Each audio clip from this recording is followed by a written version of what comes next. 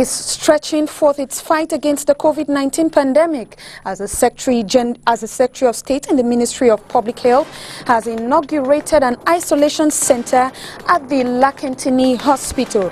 And the level of mobilization by transport and security services at Cameroon's land, air and sea borders have come under focus today in Yaoundé as the country prepares for an eventual reopening of her frontiers. The meeting held via video conferencing was chaired by Prime Minister, Head of Government, Josephine Bindzi. Plus, we will give to you reactions from the Muslim community on the restriction of the Hajj 2020 in Saudi Arabia. Good evening, ladies and gentlemen. Thanks for watching this 6 p.m. newscast on Spectrum Television. I am Josephine Bindzi.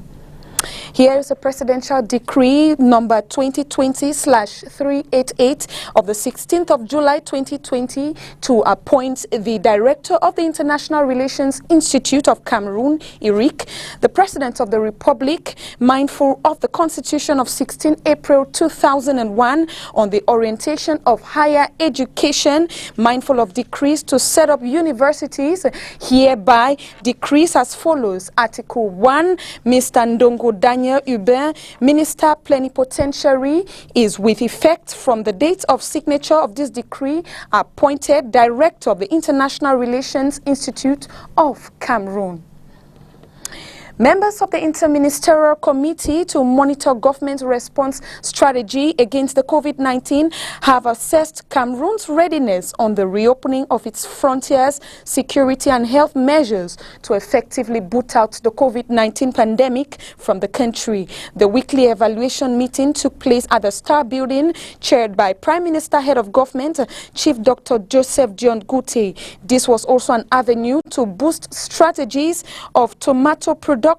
Members of cabinet and senior officials have been looking at different measures taken by administrations so far to curtail the spread of the COVID-19 pandemic in Cameroon. This meeting proposed to address various strategies by different sectors. The Delegate General for National Security, Martin Mbagangwele, outlined measures the police force has put in place to scrutinize the movements of persons in the country, as well as the Minister of Transport, Minister Martina Ngale Bibele, presented the measures taken by incoming travelers of land, air and sea borders. Minister Paula Tanganji outlined measures taken to ensure that borders are open so that they will be scrupulously respected. The Minister of Agriculture and Commerce outlined the worrying situation faced by tomato sellers and the closing of the borders. And on to one of these top stories. It's now 6 months since the container terminal at the Bonaberi seaport has been managed by Cameroonians. Between January to May 2020, the management structure has successfully raised over 20 billion CFA francs and loaded about 58,000 containers despite the difficult context of the COVID-19 pandemic. John Paul Sama with details. In the space of over 6 months, the container terminal management at the port of Douala Bonaberi has handled over 20-foot equivalent units with a turnover of 23 billion francs CFA. A balance sheet they deem impressive. We have put in place many actions, many concrete actions that lead to this result. So firstly, we have worked with success on putting in place the new TOS, the terminal operating system, and our workers, they willing to realize this challenge, and we successfully achieve this target. Despite the threats posed by the coronavirus, they have successfully delivered over 58,000 containers since taking charge on January 1 with a record loading and offloading time as compared to last year. We have managed the way to discharge and to load vessel by changing the configuration of the yard where we stock containers. And these have been very good so that the main vessel line was very satisfied, and they've even officially expressed this satisfaction. And we also changed the way to operate the rail operations on the trains. So with consultation with the top management of CamRails, we have put in place a strategy to raise up the loading and discharging of the trains. The container terminal management throughout these past 6 months has undertaken certain actions to improve the quality of services to customers and the cost of its servicing. The Secretary of State in the Ministry of Public Health in the fight against epidemics, Alim Hayatu, has inaugurated an isolation center at the Lakintini Hospital today. While inaugurating the isolation treatment center, the Secretary of State called on professionalism in handling patients suffering from the coronavirus, as well as he equally evaluated the Mbapelipe and Yassa site and reviewed or is set to receive possible COVID-19 pandemic patients. Catherine Kone with details. In line with the government's response plan in containing the coronavirus pandemic in Cameroon, the Secretary of State at the Ministry of Public Health, Alim Hayatu, today, July 16, 2020, inaugurated the isolation center at the Lakintini Hospital, where positive cases of COVID-19 will be quarantined. Le gouvernement a instruit le ministre de la Santé publique à travers le Premier ministre de construire dans chaque hôpital. The government had instructed the Public Health Minister through the Prime Minister to construct in every hospital in the regions an isolation center. This first isolation center witnessed at the Lakintini Hospital, which is why we are here for its inauguration. It's going to continue in Ibolowa, Marwa, Gawa, Buya, Amenda, Bafoussam.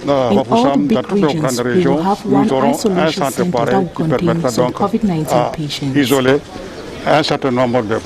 From the inauguration, the Secretary of State moved to the Mbapelepe Stadium, which is Lakintini Annex 1, to evaluate the level of preparedness of the site for coronavirus patients.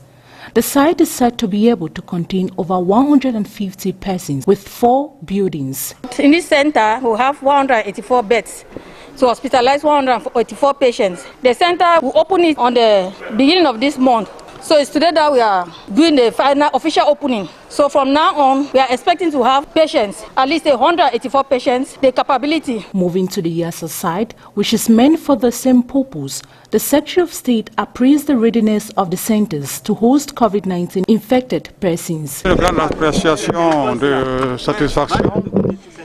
Parce que les 3 centres d'isolement que nous avons pris ici à Douala sont effectivement. I am highly satisfied because the 3 centers we choose here in Douala is operational, be it at the Lakintini Hospital, Mbapelepe Stadium and the Yassa Social House. We can contain at least 500 persons.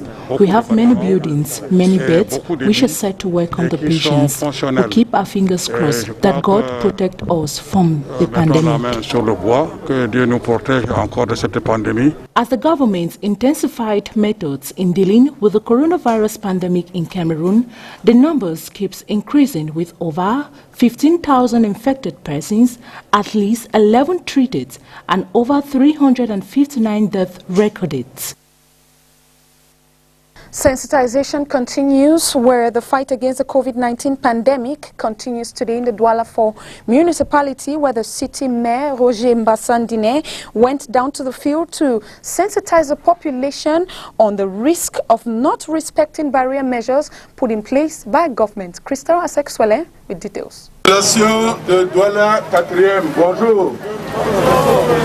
As the number of infected cases to the COVID-19 virus keep increasing in the city of Douala, the mayor of the city council will not rest until he curtails the spread of this deadly virus in his community. It's in this light that the mayor and his team took to the streets of the Douala 4 municipality in Bunaberi this day, July 16, 2020, to sensitize the population on the importance of respecting all the barrier measures put in place by the government to curb the spread of this virus.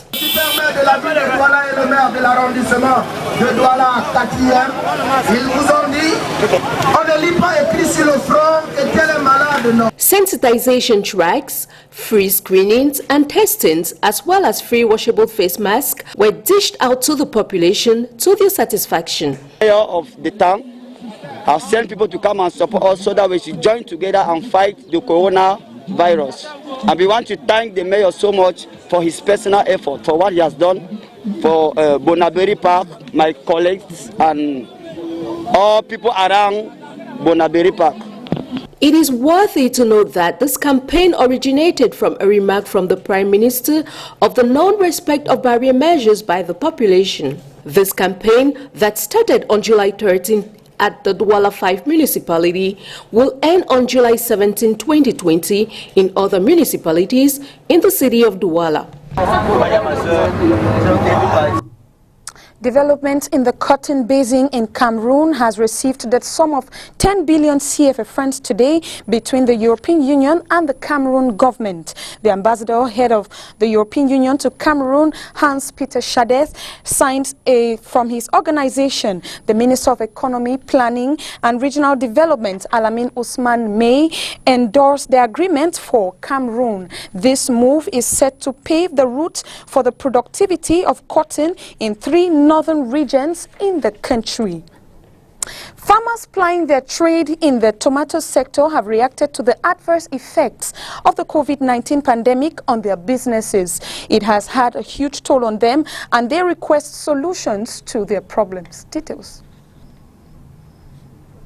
Notre tomate est trop gâtée. On n'a pas eu d'argent. Donc on peut dire quoi? L'année ci c'est trop fort sur nous.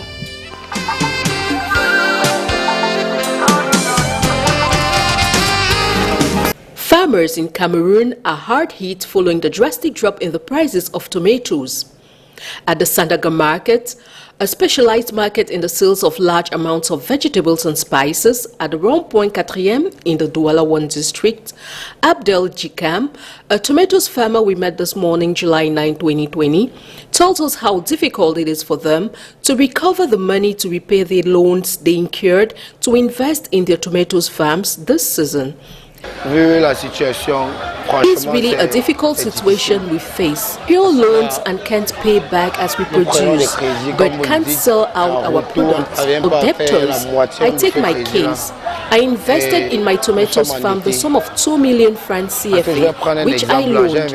After selling all my products, I get just 500,000 francs. I am obliged to sign an undertaking promising to reimburse my loan bit by bit.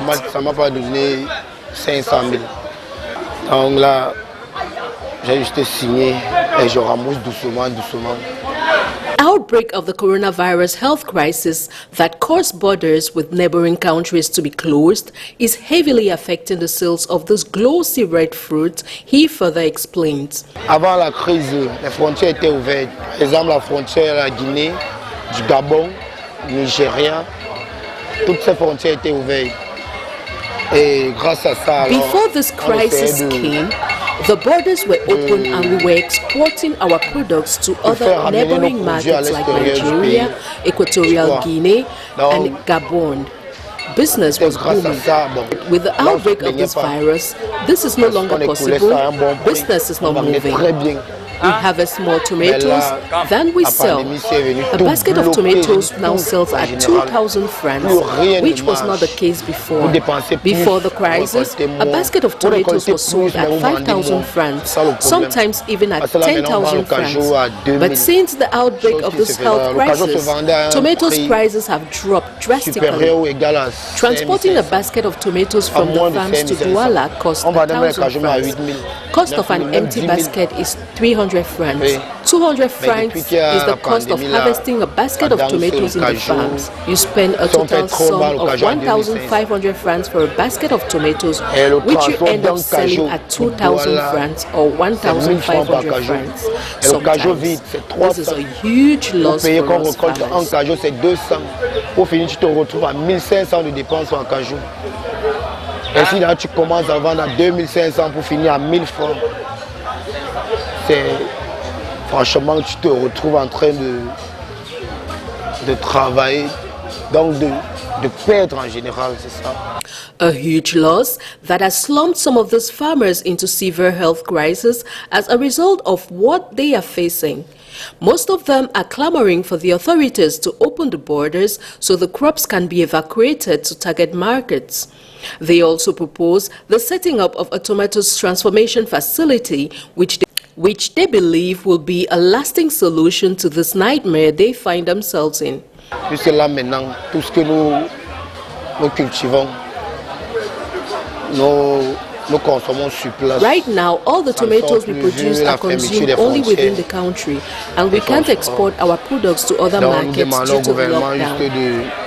We call on the government to consider reopening the tomatoes transformation facility known as STV, because right now, with the present situation, we really need such a structure to enable us transform our tomatoes into finished products, to permit us pay back the loans we have incurred. If nothing is done, I am afraid the worst awaits us. I have friends in the business who are in prison, as I speak. Others have committed suicide because they are unable to repay the loans they took to invest with. Parce que j'ai un ami qui se retrouve présentement en prison à cause des dettes de tomates. Et j'ai un ami qui s'est pendu à cause des dettes de tomates. Donc là, ça devient difficile. Other crops in season have not been affected like tomatoes because they are not perishable. And the absence of a facility to process this fruit to increase its shelf life in the country is a call for concern.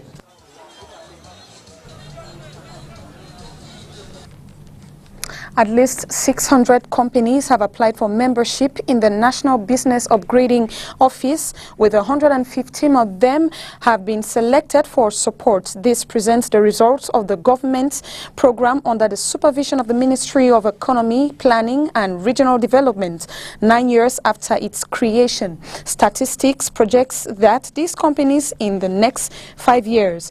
The BMN today in Douala offered a bonus to some enterprises in the economic capital to enable their services. It should be noted that the main mission of the BMN is to materialize a government policy to support and upgrade restructuring of industrial enterprises in Cameroon.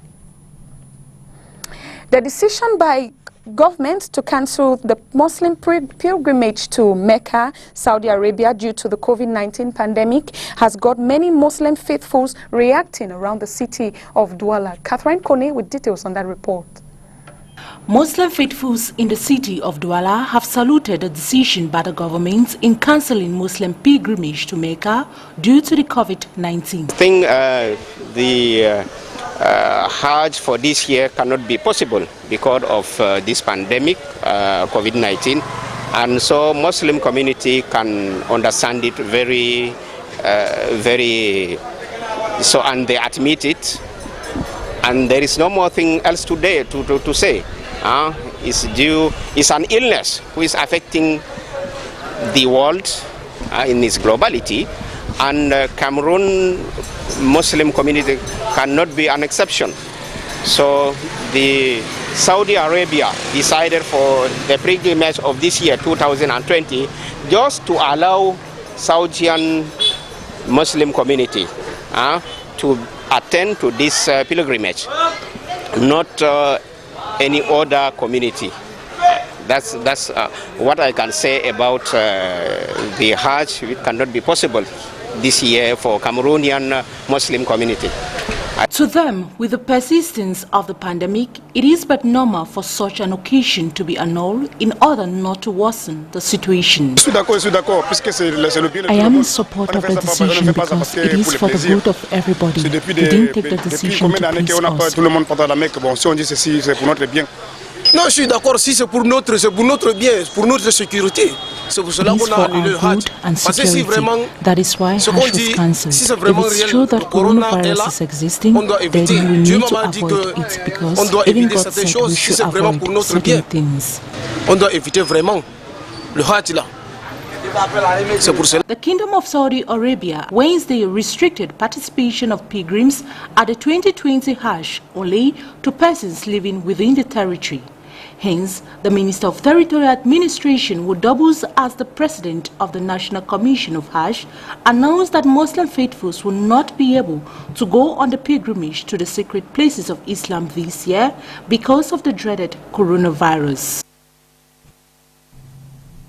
On our international page, as India's cases of COVID-19 near 1 million, cities like New Delhi, home to about 20 million people, are ramping up their health infrastructure to cope with the pandemic. As India emerges as a global hotspot, experts say the pandemic has turned the spotlight of the country's grossly inadequate healthcare system, even in its biggest cities. Details with the VOA. Suhasini Sood made frantic calls to hospitals when her parents were infected with COVID-19 last month in case their condition deteriorated. You read in the news that, people had gone to hospitals and hospitals had refused patients. And that they'd said that no beds were available. So that was a big fear. We'd also called up a few hospitals to check whether they would take the patients in, and some of them had flat out refused. To plug the shortfall of hospital beds, cities like Delhi have set up huge temporary COVID care centres. This 10,000 bed facility, fitted with cardboard beds and operated by the paramilitary, opened recently in a religious centre. It is one of the world's largest. Delhi's race to convert train coaches, hotels and even marriage halls into care centres was inevitable. India's spending on public health is abysmally low. About 2.5 beds per 1,000 population has been generally the norm, whereas in India it's been about 0.7 beds per 1,000 population. Struggling healthcare facilities as the virus rampages through densely packed cities have prompted new lockdowns in some places, like the information technology hub of Bengaluru. But in Delhi, there is a ray of hope. The number of people who are turning out to be new corona cases is on the rise, but at the same time, the number of people requiring critical care, ICU care, ventilatory care is on the decline. And today, most of the COVID caring hospitals in Delhi have beds vacant for such patients. That is because 3 months into the pandemic, doctors have a better handle on treating the virus. Sood's parents, for example, recovered at home. It's only later on that reassurance came that only 15% or so may require hospitalization and only 5% may require intensive care. However, the pandemic highlighted the huge gap in facilities between India's expensive private hospitals and public ones. Middle and upper class Indians like Sood rule out being treated at a government centre. That was never an option. I think the perception of a public hospital is that basic hygiene standards might not be met, and fear that he'll probably be uncomfortable and contract other illnesses. So yeah, that was never something we considered. Whether India overhauls its public health facilities remains to be seen. For the time being, the world's third worst affected country faces a long and hard battle as cases race toward the 1 million mark. Anjana Pasricha for VOA News, New Delhi.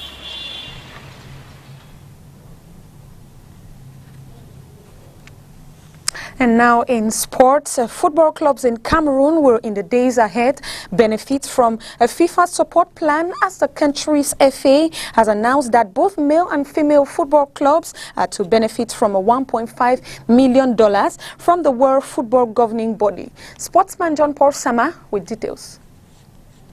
A support of $1 million will be made available to professional and amateur male football clubs in the country, while half of that money will be allocated to female football.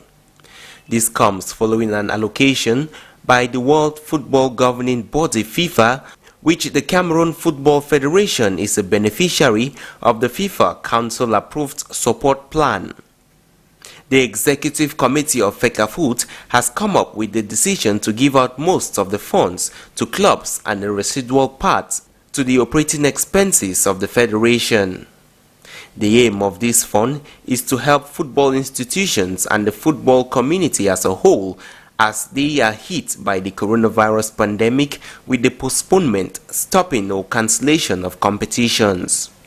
Football in Cameroon was stopped last March following the outbreak of the COVID-19 in Cameroon, with the resumption date set for the upcoming months ahead of the 2021 African Nations Championship.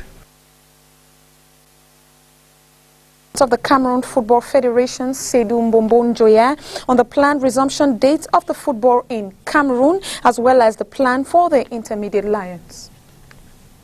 Of course, we have to mention or to recommend to the Secretary General to take in account the fact that all this will depend of the evolution of the pandemic, and also will depend of the measures taken by the government to fight against the pandemic. If these measures are reconsidered, then we're going to adapt ourselves. But in the meantime, we had already a plan to start around end of September and beginning of October. This is our target, and this is what we are looking forward. Already the program submitted by the coach, and we are working on it for the moment. And knowing that in 2-3 months in September, end September, we'll start the competition. Hopefully, we will be ready. I mean, for the teams and the players will be on good ship to start the preparations. So there is no problem about that. We are working on it. Okay. And thanks for watching this edition of the Newscast on Spectrum Television. Take another rendezvous in the French language at 8 p.m. with Orion Donkeng. We will be back tomorrow at 6. Good night.